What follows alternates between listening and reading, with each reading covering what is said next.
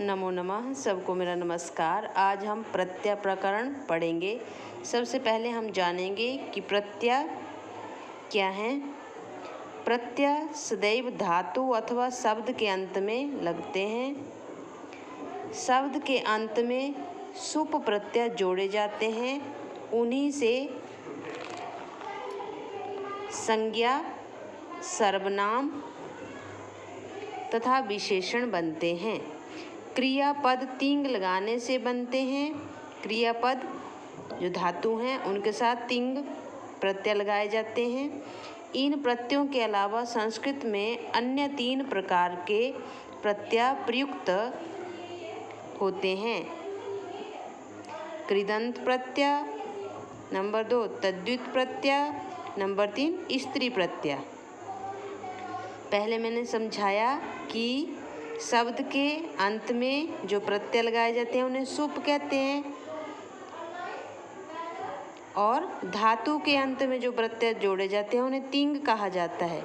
इनके अतिरिक्त संस्कृत में 3 अन्य प्रत्यय हैं जो हैं नंबर 1 कृदंत प्रत्यय, नंबर 2 तद्धित प्रत्यय, नंबर 3 है स्त्री प्रत्यय। कृदंत प्रत्यय इसके विषय में समझेंगे।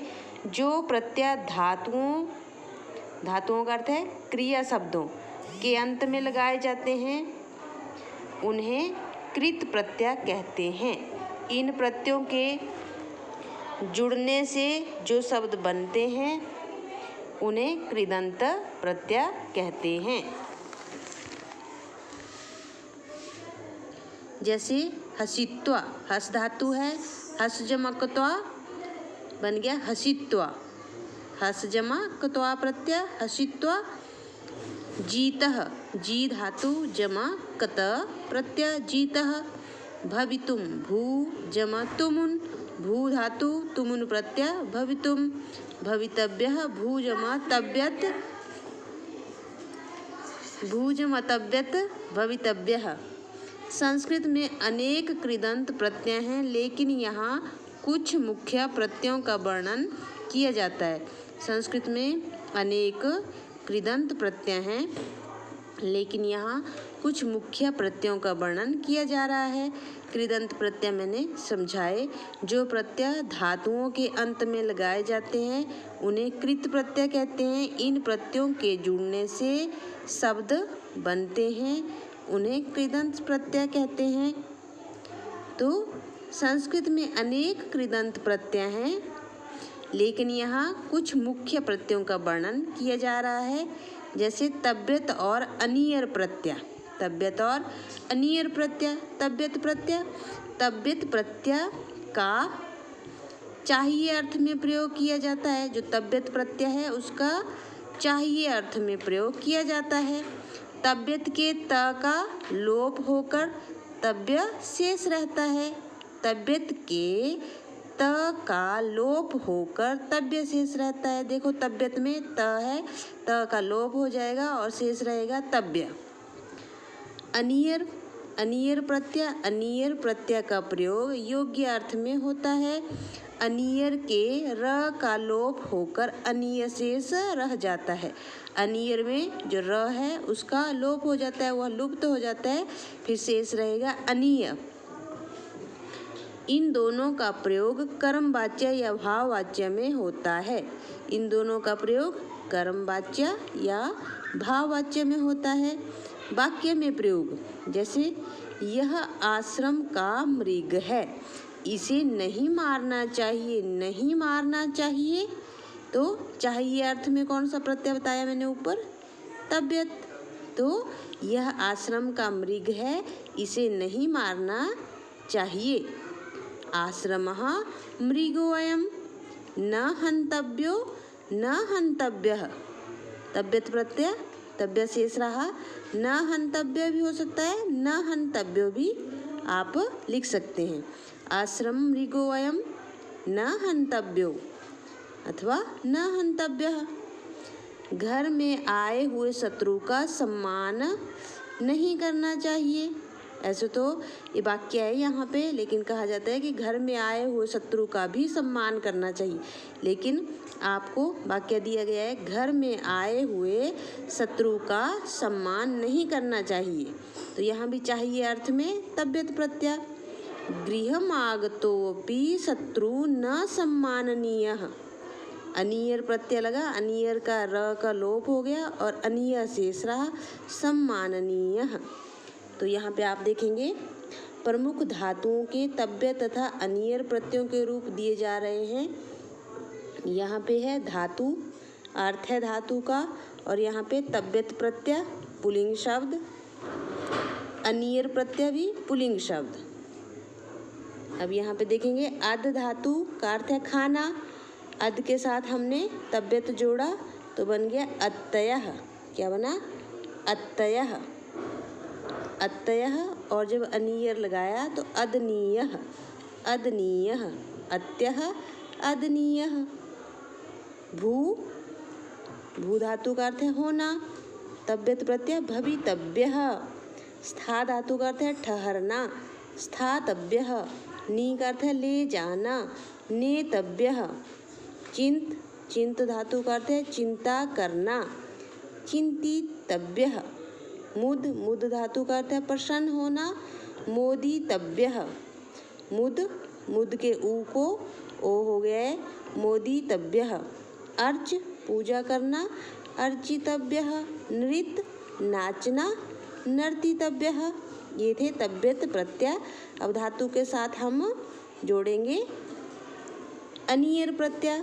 तो देखिए अद जमा अनियर अदनीयः, भू जमा अनियर भवनीयः, स्था जमा अनियर स्थानीयः, नी जमा अनियर नयनीयः। उसके बाद है चिंत, चिंतनीयः। मुद, अनियर प्रत्यय मोदनीयः। अर्च धातु, पूजा करना जिसका अर्थ है अर्चनीयः। उसके बाद नृत्य धातु नर्तनीयः। इस तरह से आप तव्यत तथा अनियर प्रत्यय को लिखेंगे। तव्यत का त लुप्त हो जाता है और अनियर का र का लोप हो जाता है। तो आप और अधिक इसके उदाहरण देख लीजिए। नस का अर्थ है नष्ट होना, तव्यत प्रत्यय जब इसके साथ जुड़ा बन गया नष्टव्यः। दिव का अर्थ है चमकना, दिव धातु का अर्थ है चमकना, देवीतव्यः। पा धातु का अर्थ है पीना, पातव्यः। इस का अर्थ है चाहना, एष्टव्यः। दृश्य धातु का अर्थ है देखना, द्रष्टव्यः। जब तव्यत प्रत्यय लगा द्रष्टव्यः। स्मृ, याद करना, स्मर्तव्यः। दा, दा का अर्थ है देना, दातव्यः। गम धातु का अर्थ है जाना, गंतव्यः। सह धातु सहना, सोढ़व्यः। सप्रीस का अर्थ है छूना, सप्रष्टव्यः। लभ का अर्थ है प्राप्त करना, लब्धव्यः। याच, मांगना, याचितव्यः। चु, चुराना, चोरयितव्यः।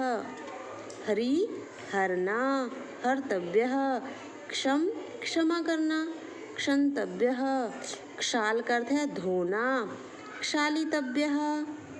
पठ, पढ़ना, तव्यत प्रत्यय जबकि इसके साथ जुड़ा पठितव्यः। क्षिप, फेंकना, क्षेप्तव्यः। तुद, दुखी होना, तोतव्यः। कुप, क्रोध करना, कुपितव्यः। खिद, दुखी होना, खेतव्यः। ब्रू, बोलना, वक्तव्यः। खेल धातु खेलना, खेलितव्यः। गण, गिनना, गणयितव्यः। लिख, लिखना, लेखितव्यः। गर्ज, गर्जना, गर्जितव्यः। मुच, छोड़ना, मोक्तव्यः। काक्ष, चाहना, कांक्षितव्यः। गई, गाना, गाने के लिए धातु है गई, गातव्यः। उसके बाद है हमारे पास चल धातु, चलना जिसका अर्थ है चलितव्यः। ची धातु, चुनना इसका अर्थ है चेतव्यः। अट धातु, घूमना अर्थ है अटितव्यः। इक्ष धातु, देखना अर्थ है इक्षितव्यः। कथ धातु का अर्थ है कहना, कथितव्यः। तो जब इन धातुओं के साथ तव्यत प्रत्यय लगा तो इस तरह से इसके शब्द बने। अब हम अनियर प्रत्यय लगाएंगे। मैंने समझाया कि तव्यत जो प्रत्यय है उसका अर्थ है चाहिए और अनियर प्रत्यय का अर्थ होता है योग्य।